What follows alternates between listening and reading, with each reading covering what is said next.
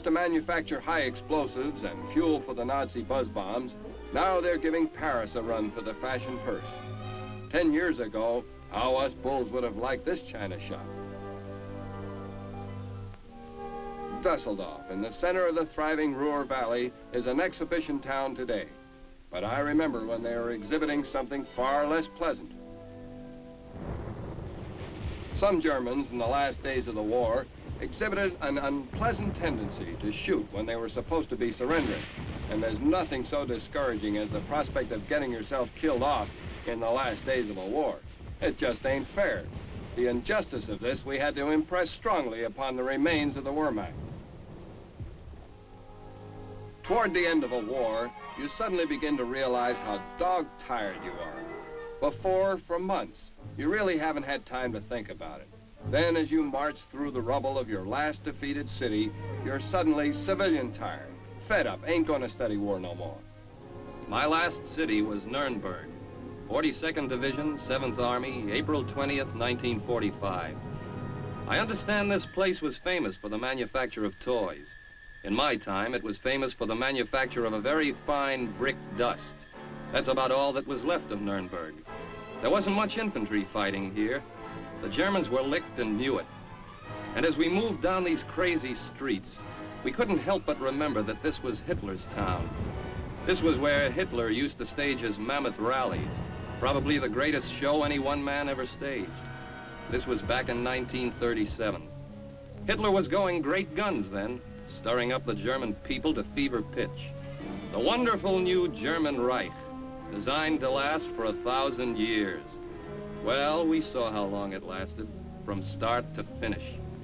Nuremberg was also where Hitler established his infamous Nuremberg laws that sent millions to concentration camps, starvation, gas chambers, and death.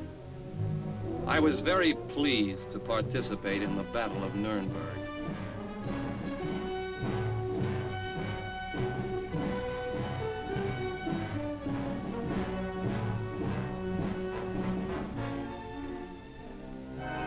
How Nuremberg ever rebuilt after this, I can't imagine. What the Air Force had left, our artillery and tanks finished. Sometimes you wonder if it's worth all the trouble it takes to capture a city. By the time you've got it captured, it isn't a city anymore.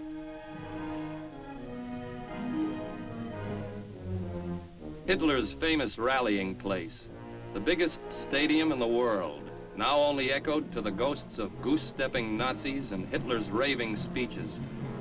Other Hitler ghosts were now being hunted down like the murderers they were. Soon the war crimes trials would take care of the Hitler gang. These evil men who caused that war should have been sent on a world tour to personally beg forgiveness of every mother and father, wife and son. Nuremberg rebuilt quickly. Its thriving industry and bustling people rival any city in Europe today. It is hard to believe that these streets, once reduced to rubble, could in only 10 short years erase every scar of war. A monument to the ability of the German people. These people, once our deadly enemies, have now arisen from the shame of Hitler to stand beside us against the Russian plan for world conquest. The stadium that once saw swastikas flying now sees polka dancing with a touch of American jazz. Nuremberg today, arisen from the ashes of war, is typical of Germany and most of Europe. The marks of war now remain primarily in the minds of we who lived it. The turn of years is rapidly losing World War II in the misty past. Before our personal memories of suffering are also lost, we who lived World War II must spare no effort in preventing a recurrence of this, so future generations may play on our past battlefields. 10 years ago. We cannot know what the next 10 years will bring.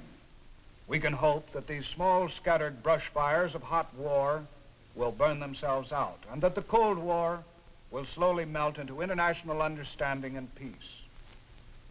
We prepare to prevent what was happening 10 years ago. Our military preparedness is designed to keep beaches clean, cities unafraid, fields unsown with steel. We pray that Americans never again need visit these places in fury. Now this is Sergeant Stuart Queen inviting you to be with us again next week for another look at the big picture, the United States Army in action.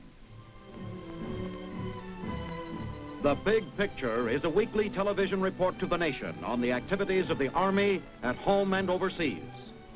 Produced by the Signal Corps Pictorial Center.